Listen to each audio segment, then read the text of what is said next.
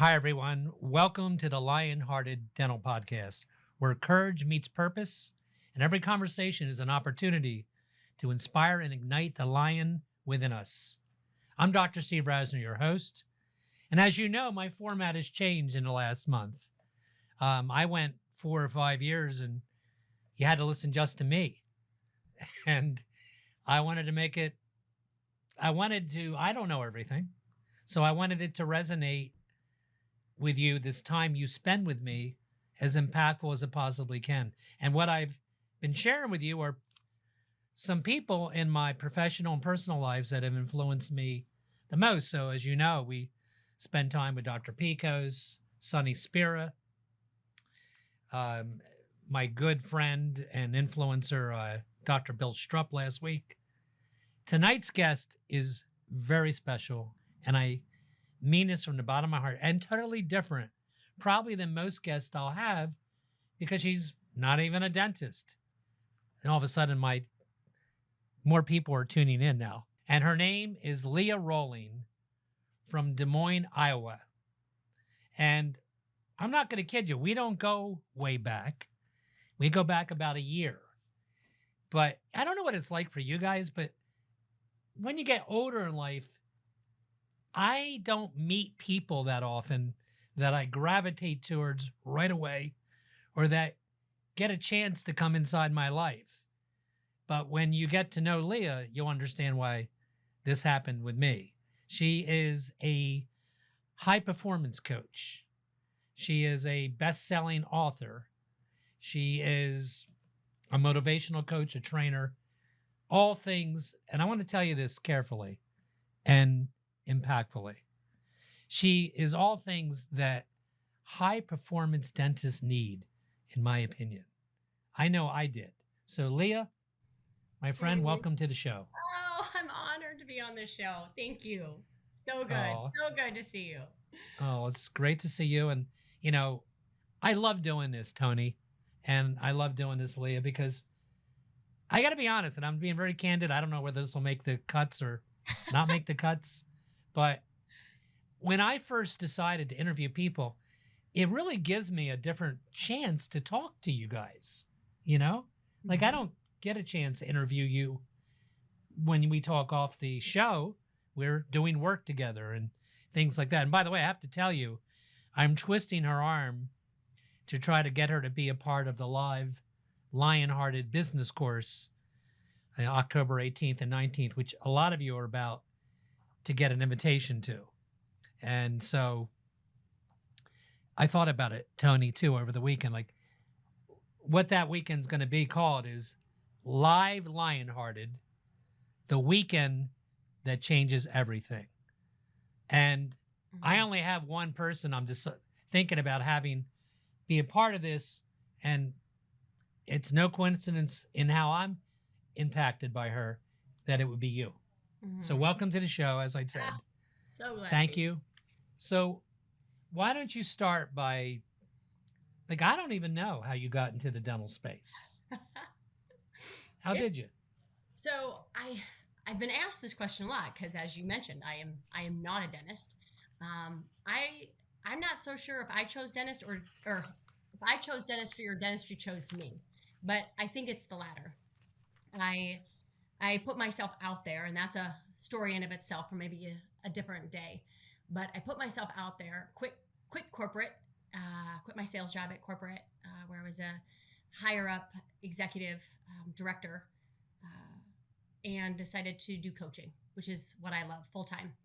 And so you for years were not in this space. So 18 years I'd spent in corporate, and I would say to anybody that asked me that I didn't love my job, but my job enabled me to do what I love, which was coaching. So I would coach on the side. I called it my jobby, right? So I was a fitness coach. I was a marathon coach. I was an Ironman coach. I did life coaching. I did executive coaching. I did everything, but just not full time because of fear, right? Because I was scared. I was scared that if I did it full time, that I wouldn't make the money that I was making in corporate, right? I mean, I was the one that was the breadwinner. I was the one that took care of my family. I was the one that had the retirement, the insurance, all the things. And my mom one day called me out on it as moms can do. And she just said, Leah, when are you going to stop telling yourself that story about how you don't really love what you do, but it enables you to do what you love and just love what you do already. And the next month, my mom was diagnosed with stage 4 lung cancer. Mm. And I spent 2 years taking care of her, who I loved. And after she passed, I quit my job and I started coaching full time. How many years ago was this? 5. That's all? Mm-hmm. Oh, so this is recent. With your mom and everything. Yeah. Wow. So one of my first coaching clients was a dentist. And here locally, a dentist, she lived, maybe 10 miles away from us. Okay. She took her own life. She had 6 kids that she left behind. And Jeez. One of my first clients, like I mentioned, was a dentist. And she was concerned that might be her next. If she didn't figure out what was going on with her practice, if she didn't quite figure out what was going on with all the things that we do when we try to escape feeling, the addictions, the over drinking, the over shopping, the overworking, the completely abandoning themselves, abandoning her family, abandoning her kids. So had you had a dental client before her? So you're doing your break away from corporate, and now Leah's doing coaching now, and that's your dream, and your mom encouraged you, and yep. All that's starting to happen. And then you get a call from a dentist. Yep. And the dentist tells you, what? I'm out of control. I'm losing it, or I'm losing it. Whatever. Like, this is all I know. This is all I know how to do. And I can't even do this well because I'm so overwhelmed and I'm so frustrated, and the workforce is awful, and I can't seem to keep people, and I feel like all of my patients are leaving and going down the road, and I'm exhausted all the time, and I have zero energy for my husband, and I have zero energy for my kids, and I have zero energy for me, and I drink away my worries and my concerns, and then I pass out in bed and I wake up and I do it all again the next day. And there has to be something better. There has to be a better way to navigate this life of mine. And I told her there was. So a lot of the people watching right now, and I have rabid followers, which I'm proud of. I hope that doesn't come across odd when I say that to you guys, because I'm proud of it. And, this is a big, it warms my heart to know that. And you count on me. So does this sound familiar to you? Because it sounded familiar to me a little bit. I've always said that what we chose is not the easiest thing to do. Being a dentist is, Leah, I've had 3 dentists in my career that have worked with me in some capacity. So maybe they worked with me for a couple of years and then they moved on. But and one of them worked 15 years, and one of them, I'm trying to remember, the other 2 were a couple of years. Mm-hmm. They're not on this earth anymore. And it wasn't disease. No. Well, it wasn't, a biologic disease, I guess. Or, right. It was mental depression, and they took their lives. Yeah. And so, I don't want, I'm not going to, it's hard not to be heavy with this, but it's real, right, guys? You should know that even guys like me that are considered key opinion leaders and have lectured to audiences all over the country for years and years, and might seem to you like I got the world by the pearl, or whatever that expression is. But, I've thought many times I'm not good enough. And I've certainly not been always on my game mentally either. So that's just truthful.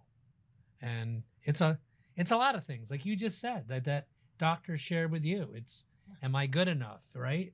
Yep. Does my work hold up? Can I lead a staff consistently? A team? I'm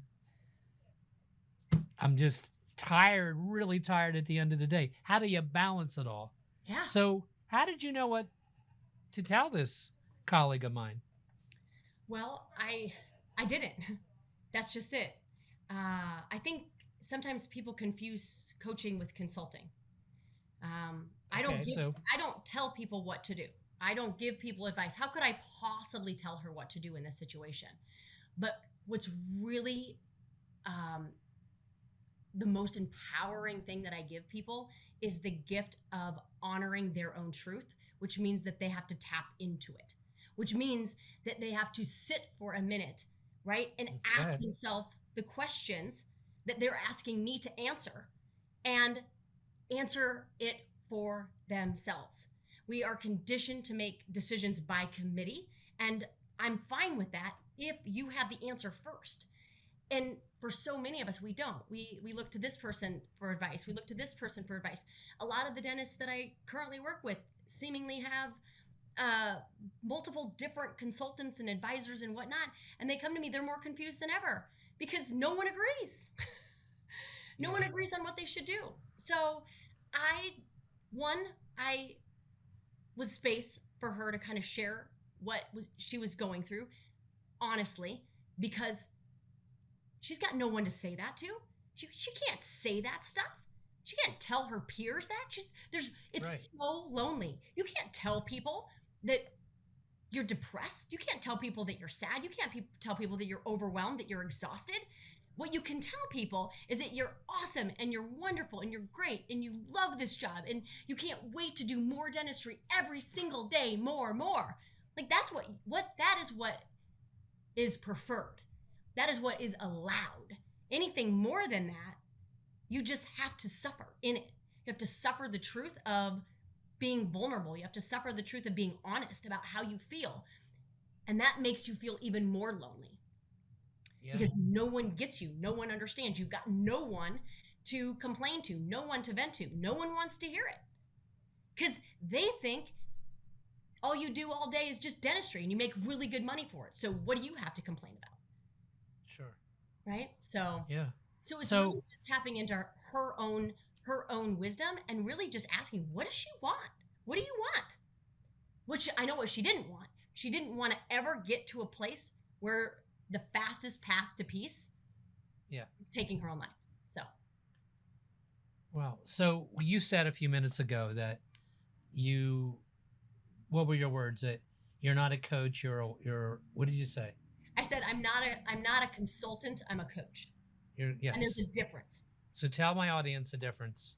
So a consultant, which I do some consulting. I'll come in and train and I'll do some seminars and would basically just telling you what to do. I'll give you frameworks on how to be more mentally resilient, how to handle adversity, how to manage your team, how to hire, how to fire, how to have difficult conversations, all the how-tos. That's consulting. Okay.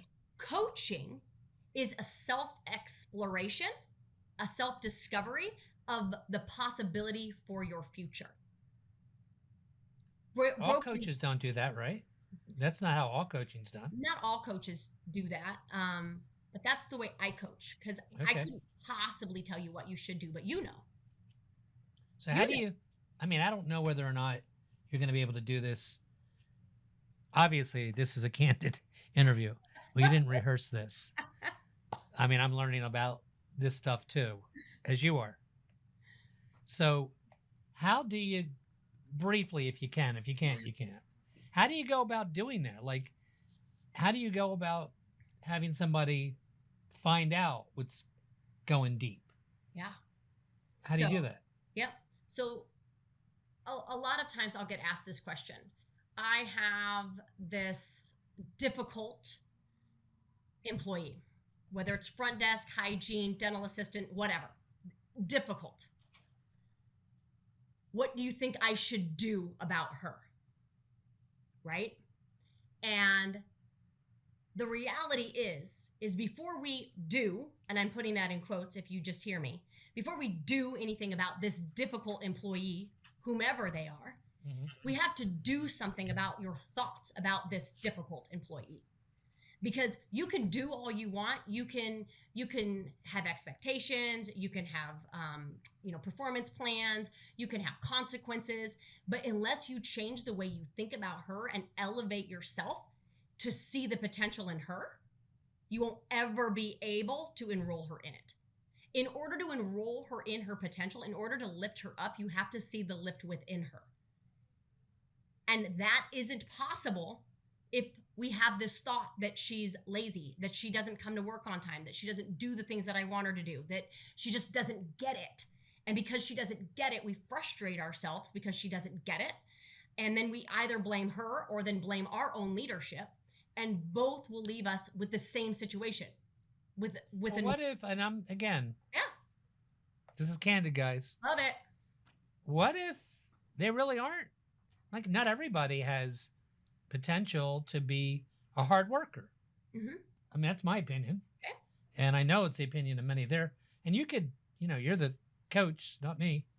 So that's what I would be thinking. I'd be somebody that would be chronically late. Yep. Somebody that would give me their A game on Monday and call out on Tuesday. Yep. Or A game on Monday, C game on Tuesday. I say it. Mm-hmm. And I say a lot of that, right? And I got a great team, but I still think that. Yep. Right. And I have tempered my own expectations because, and I've always said this, as the owner of a dental practice, you and I have the most to gain and the most to lose. And I extrapolate that and say this: if things are amazing and you go up 30% in the next 3 years and your production's now $1 million more than it used to be, you're not splitting the profits equally with your team, or nobody expects you to do that. And because, you should bonus people, but you're not going to, let me divvy this up equally. Likewise, if you go down southward unexpectedly, and it does happen, my friends, your team's not lending you bank loans to get you out, nor should they. Right. So you and I, as a dentist, have the most to gain and the most to lose in the business that we're have created. It's just true. Mm-hmm. And so we don't have time, and my coach will jump in a minute, but we don't have time. At least that's how I look at it. I don't have time to feel sorry for myself that my team's not up to their A game on a given couple weeks or month. So what I do, and I'm interested what you say about this, I'm serious, and what I've learned to do, because what I used to do is I would brood. Okay. I would. And what I do now is I don't want to waste a week or 2 or 3 brooding. So I have as many meetings as I can. Some of them can be one-on-one. Some of them are 1-on-3. I did it this week, to be honest with you. Mm-hmm. I did. Mm-hmm. To get to the root of it. Yep. To get to the root of the problem and at least try to fix it. I swear to you, I did it twice this week. And before I did it, so I'm going to tell you what happened. I had a staff member exactly like I just described, and she's good. She's not like this office, like a lot of you guys' offices, is very complicated. I have a surgical assistant that's really dedicated to surgery with me. I have a restorative assistant, and this one who's in semi-retirement, and this one is kind of that I'm referring to, learning to take over her shoes because she, as I said, she's retiring, right? And she finally is starting to get it. And it's been a lot of work. And sometimes I feel old and don't feel like teaching. But I'd been doing it, and it's paying off, right? And it really paid off in the last several months. And I even rewarded her, and I was very verbal about how happy I was that this is happening. And then she called out on a Thursday, and it was a really busy Thursday, right? Mm-hmm. And to be fair to her, she called out because one of her relatives was in the hospital. Well, I've been in business for 43 years, and I've had a lot of relatives from my staff in the hospital, allegedly. And she called out, and it was going to tear up the day. So I texted her and said, I need you to be here. I'm sorry. I need you to be here. So she didn't talk to me like for 2 weeks. So that's what I was carrying. And I was getting mad that she wasn't talking to me, right? So finally, I brought her in. I did. And she sat right across from me. And I said, I want to begin by telling you I'm sorry. Okay? But I have to tell you something. In 40 some years, I've had a lot of staff tell me somebody's in the hospital. And most of the time, they got released from the hospital, or maybe they never really went. I don't know which one. But you're very important to me, and you were on this ascent, and you know I felt this way. But I need to fix it. Okay? I need to tell you I'm sorry. I need you back. I need that vibe back that you and I have, because it felt really good, right? And it's fixed, and it feels great. What would you tell? Because I know a lot of people. Sometimes it doesn't end up that way, Leah. Yeah. Sometimes it ends up with an ad in the newspaper. Right. Or Indeed. Yeah. And so that's and the question, right? what? The question was, what do you do when you've got people like that don't show up, right? That call in late, that say that they can't make it because they have a relative in the hospital. Yeah. And the question is always, and you nailed it, it's always on us. It has to be our responsibility. The minute we start delegating our emotions, meaning the minute we start getting frustrated at our front desk or our back desk or our hygiene or our dental assistant team, the minute we start getting upset about whatever it is that they're doing or not doing is the minute that we discount our role. So the question would be, right? The question back would be, what do you want to do about it? Right? We act as if we have no, like, what do we do? Like, she comes, like, well, you've got, in my mind, you got three options. You keep her, you let her go, right? Or you have the conversations that you have with her and that you had with her. And I think what's so hard for most of the dentists that I've had the privilege and continue to have the privilege to work with is we're not really great at having difficult conversations. We're not really great at having honest conversations. And an honest conversation is like the one you just had. The one that's like, you know what? I'm sorry. I could have handled that differently, but you're an incredibly valuable person on my team. And I would never ask you to not be here if I didn't need you here. And I hope that that makes you feel as valuable as you are to me. Yeah. Most of us don't know how to have those conversations. So it's always going to come back. We always have a choice, and sometimes we feel like we don't. Because then what I normally get is, well, the workforce is low. Like we don't there's not enough people out there. Like if I'm going to let a B player go, I'm just going to rehire another B player, or worse, a C player. Yeah. And if we throw our hands up, like, I don't even know what to do, then again, we can't win the game. Like, does that make sense? Well, that conversation I just told you about ended with a big deposit in my heart because we hugged, right? I said, come on over here, right? She was, you don't have to tell me to come over there. I was going to tell you to come over here. Whatever it is, I can tell you that it does feel really good. But that said, because it's behind me and it's fixed, and I have to say, it could have gone sideways. Had I let that go, she could have been. It might have been too late to fix it. Is my point. Yeah. Right now, I don't know, and I'm telling you guys this, and I don't know what Leah thinks. I don't know that every person I hire should end up the way this one did. This one positively did, and shame on me for letting it even roll for 2 weeks, because I did. I waited 2 weeks to fix it. I could have fixed it last week.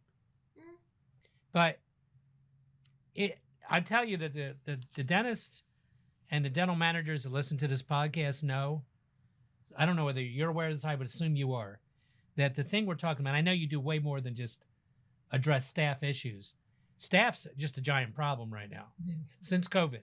Yeah. It's humongous. It's huge. It's huge. Right? Mm-hmm. I mean, I don't know. I can't figure it out what happened. But literally, to find the talent level that I used to find is in dentistry. It's just not nearly as easy as it used to be. Mm-hmm. You know? Yeah.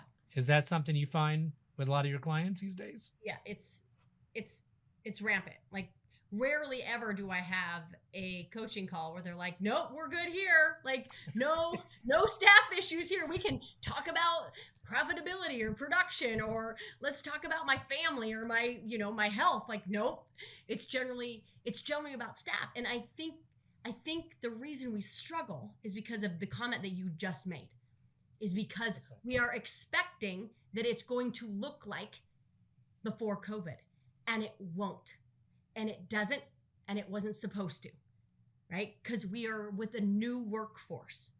COVID changed the workforce, whether we like it or not. And that's not me saying that, that's research. That's Gallup Poll's research on what it is that I call it the new workforce wants. And if we continue to think that we're going to create and cultivate a workforce like we used to have, we will continually be frustrated and annoyed and disappointed because it doesn't exist. And when we resist reality, we lose 100% of the time. So the invitation to all the listeners is, can we embrace the new workforce for what it is? I'm not saying you have to approve of it. I'm asking you to accept it, because not accepting it is going to create massive levels of frustration. And the new workforce can't handle the frustration. They don't know what to do with the workforce, the frustration. They are not equipped to handle emotions like, I'll just call it the old workforce, pre-COVID workforce. So we have to be smarter than that. We have to meet them where they are, right? Does research or you know? Because I don't. Yeah. Why is it different? Like, what do we know why it changed? Yeah. So we do. So when COVID happened, lots of people were displaced from their job. Lots of people had opportunities to explore other professions, other spaces. COVID was almost a mortality motivator. People didn't know, they were uncertain. Not that we're any more certain now when our time comes, but it gave people, cause for pause to be like, you know what's really important?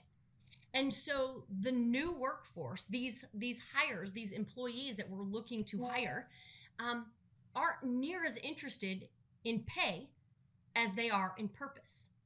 They're not as interested in job satisfaction as they are in life satisfaction. The paradigm across the board is completely different. And we can use that, if we know that, to our advantage.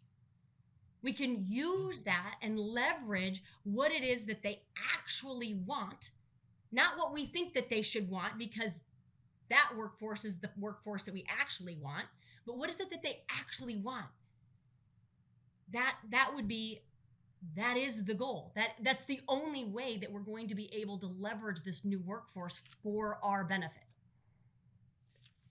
So let me switch directions on this, because I don't want it to just be about staff. And this is 100% when I first thought of asking Leah to be on the LionHearted. Here's what really drove me, you guys, and it'd be the reason also why I like her to be a part of my course in the fall that I keep talking about over and over again. The course that changes everything, because it's going to. Here's why. Because I know that this podcast is listened to by a lot of high-octane clinicians all over the country, well, really all over the world, that embrace a commonality that you're really driven. So what happens? Because you wouldn't be a LionHearted dentist if you didn't take on a massive amount of CE. And you're probably in pretty good shape even because you have other interests like that. And your practices demand an enormous amount from you, right? And I know this is a fact because I know literally hundreds of you. And I know I'm acquainted with thousands of you. So the reason I want this is because I worry about the direction some of you either may go down, that you don't even know you're going down that direction. And let me tell you where the direction leads to. It can be escape, as Leah said, through, drinking and excessive anything. Certainly can lead to divorce. I got divorced and I got locked up in CE, so much so that I was so driven to be the most knowledgeable dentist on the planet that I was taking courses like literally every other month. And I've told you on other podcasts, I missed the raising a lot of my children. And I told you before, you can't get that back. So obviously you don't just coach staff issues. Do you do a lot of dentists at this point? Mm-hmm. Or a lot of dentists in your... Yep. You're not exclusive dentist, but mm-hmm.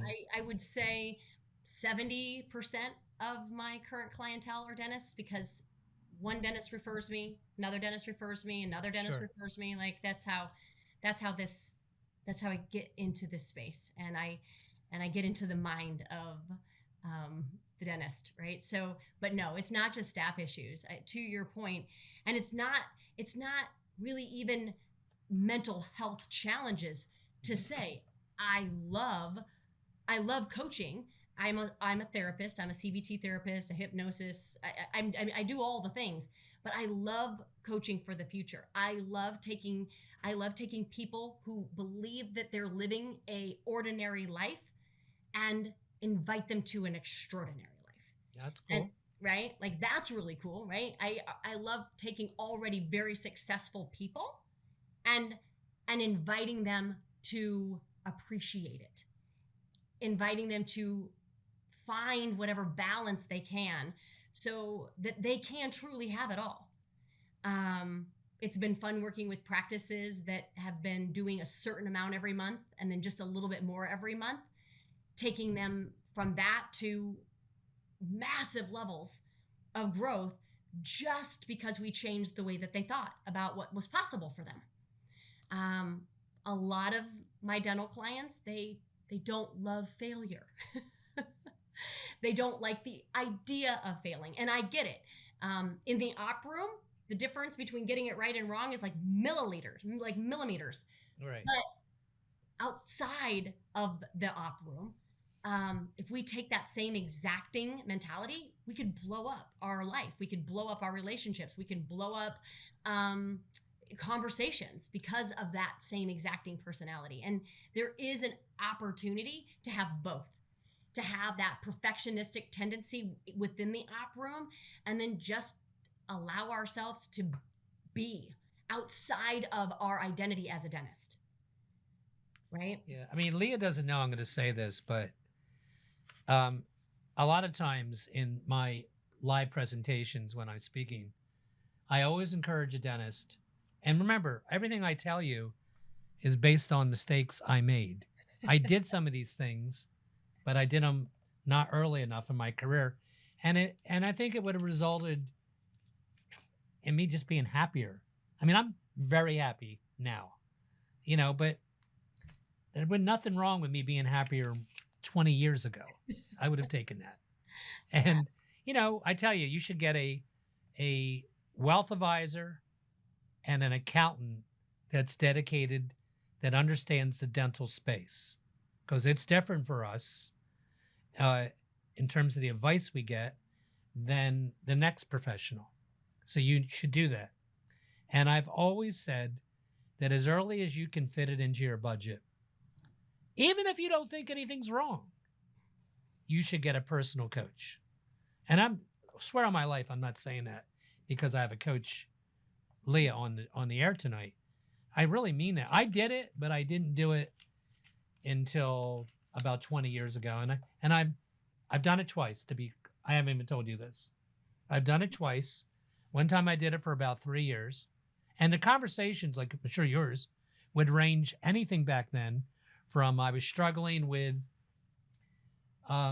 advising my kids or relating to my kids. Yeah. I was. And to just not being fulfilled, me, you know. And nobody would think that from the outside because at the time I was being coached, I was lecturing 20 times a year. Yep. You know, I was the big mahaf or whatever, doing big presentations in big venues, which I don't regret. I love doing it. But you've got to find balance. That I didn't invent that phrase, right? So you help your clients, I'm sure, find that, right? Yeah. Yeah. Find that fulfillment piece, right? Because what's life if you've got all of the money, but you don't have the people to spend it with, and you don't have the health to experience it with? Like, sure. Oh my God, yes. Right? Can we find that balance in that life fulfillment piece that you're talking about, like where you enjoy your days, you enjoy your moments, you enjoy your team, you're present in it, and you offer up each day a certain intentionality? Like, where's that? And if you can tap into that, everything else doesn't seem so daunting. Your team doesn't seem so exhausting. Your kids don't seem so frustrating. Like everything feels better when you can be more present in the day. And most of us aren't taught with those skills. We're not taught how to navigate any of that. We're just taught just to do more and to be in the rush and into the panic. And then someday we'll actually be able to enjoy life. And someday never comes. Right. So, yeah, well, think about the guys, like I said a few minutes ago. I mean, the first thing I tell you to make a lifetime investment in CE. Well, that takes up time and it costs money. And if you're young in your career, it's hard to decide what you should take and what's the best ROI, what's the best course information that makes you happy, right? I mean, I teach surgery in my surgical courses. Well, that's not for everybody. Some of you would thrive with ortho or endo or whatever it is. You know, you got to find that. And so think about it. So you're taking up time. You're not at your kid's baseball game when you're doing CE, right? And so it is really important to me to get through to you, which is why I dedicated this podcast to this, that even, I said it already, I'm saying it again, even if you don't, like if you think you are at nirvana, you are living the dream, you know? You just bought the shore house. You got the car. You have enough money to pay for all of that. At least you think you do. And the practice is growing and that's really the time. Yes. To check out your brain and your inner, right? Mm-hmm. We didn't rehearse this. No. If I had it to do over again, that's what I would be doing. Mm-hmm. You know? Yeah. At the not when, oh man, I've lost myself. Right. Right? Right. Yeah. Because when you've lost yourself, then we have to do more therapy and trauma work, and we have to do a lot of forgiveness work, and we have to heal a lot of things before we can even get to conversations about potentiality and capabilities and impossibility. When you're at that nirvana state is when we get to have a lot of fun, is when you can really use that unchaos mind to really make progress in your life in massive ways, in all of the ways, right? In every single possible way. So yeah. So I usually, toward the end of my podcast, I said, oh, by the way, I don't mind telling you, you know how I open up my podcast with where courage meets purpose and every conversation is an opportunity to inspire and ignite the lion? That came from my guest tonight. You know, I was talking to her several months ago about changing the format and improving the podcast. And she's such a giving human being that she just sent me all these things amongst that introduction. And one of the other things that you hear me say all the time, because I didn't think of it, Leah did, is what would you tell your younger self? Now, I've been saying that to dentist.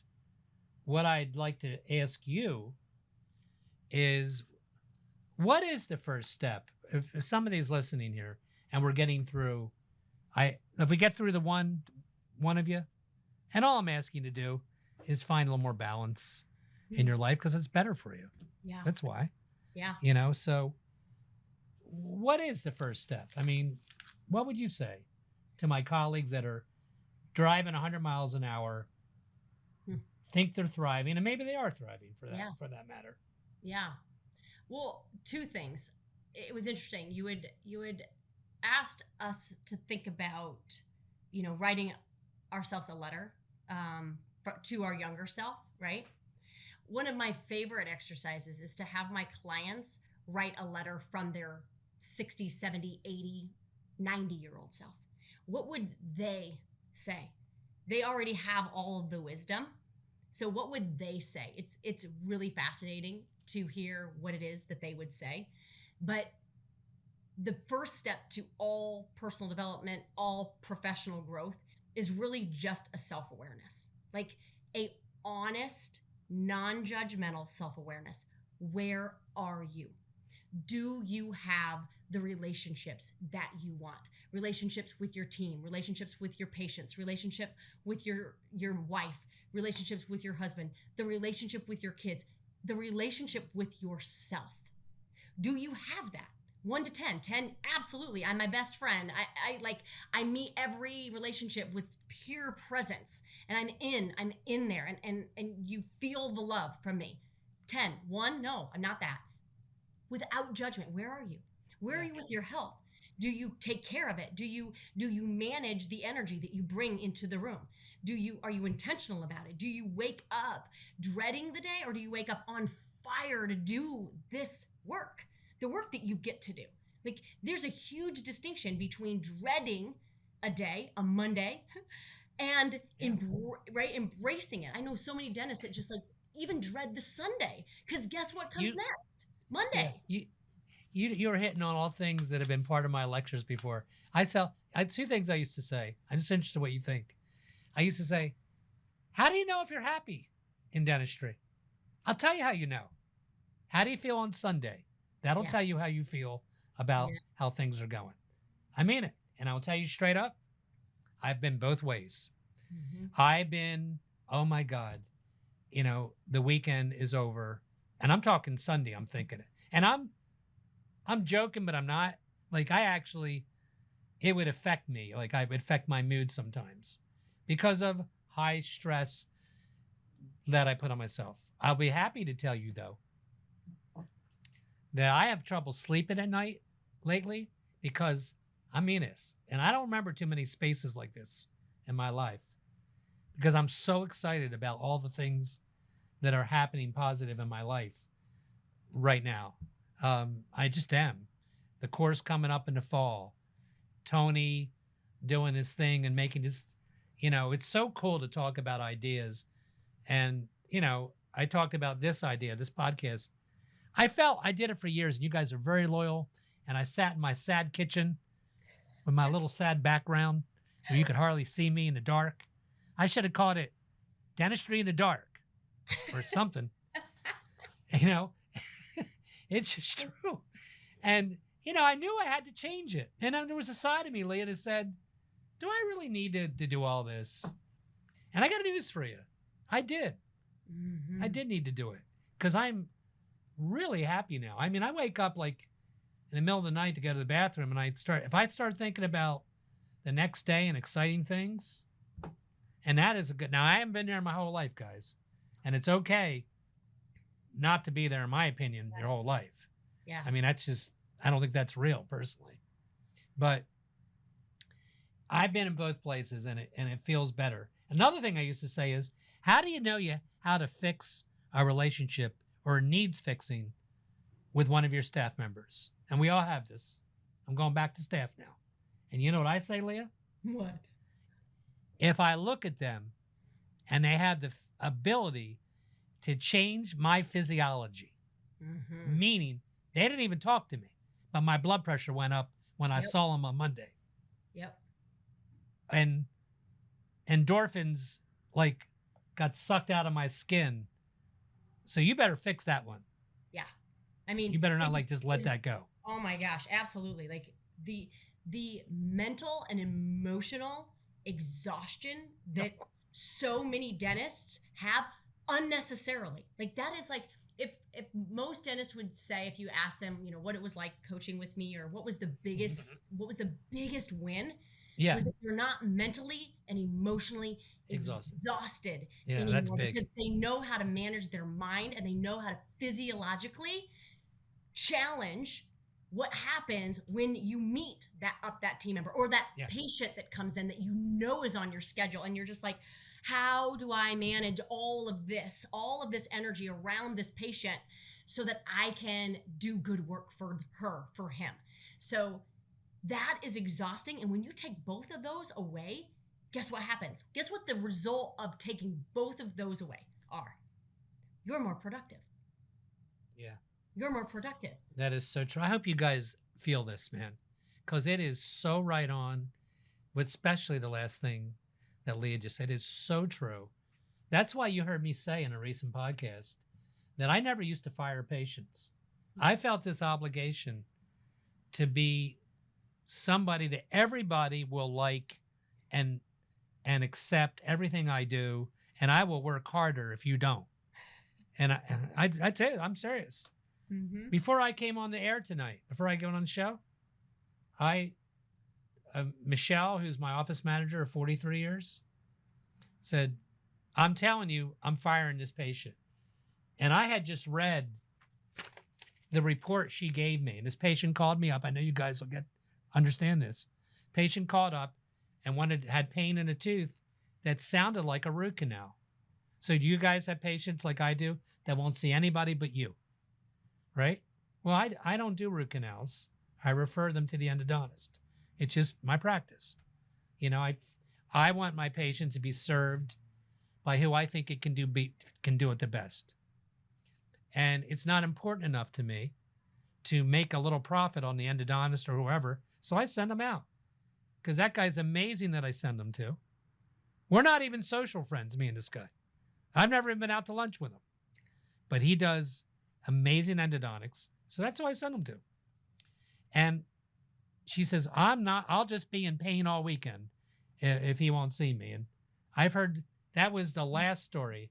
And I know as a therapist, you echo this. You know, I have eliminated, or I'm on a mission to, and I didn't do it for much of my career, toxic people that are in my patient base. And I got to tell you, it feels good. It is liberating to do that. Yeah, because it's not just toxic for you. If it's toxic for you, because you're the one that can probably manage it better, it's probably wicked toxic for the team. For the team. Yeah. For the team. So that has a ripple effect either way. It's not just toxic in the chair. It's toxic everywhere. Oh my God. If you guys knew what I put up with, it's more than you did. It's exactly what you did. I don't know which one it is, but neither one of us need to do it. No. Don't do it. Final words, Leah, that you may want to share with the audience. You know, just thank you. Thank you for having me on. Thank you for allowing me to share what I'm so passionate about to the people that respect you, that honor you, that appreciate all the work that you do for the industry. I appreciate that very much. I know what I do matters because I have seen it in my clients, and you know my heart, right? Yes, you know my heart. I want, if I meet you, I am going to enroll you in your potential. Even if you think you're at your potential, I'm going to re-enroll you, and we're going to find a new potential. And that's what I want, and that's who I want to work with. So if that doesn't interest you, that's okay. I want to work with the people that want to take how they're showing up in their life and next level it. That's who I want to work. So if that's with you, I would be honored, and I appreciate you for having me on the show, my friend. Well, so good to see you. I feel honestly, and I mean as sincerely as words can come out of my mouth. But I feel fortunate that our paths crossed, and I'm a better person for it. And I hope some of my colleagues get to meet you. So thank you. I intend to drop as many pearls as I can from my 44 years in this profession to make your road easier and even better than mine. I'll see you next week on the LionHearted.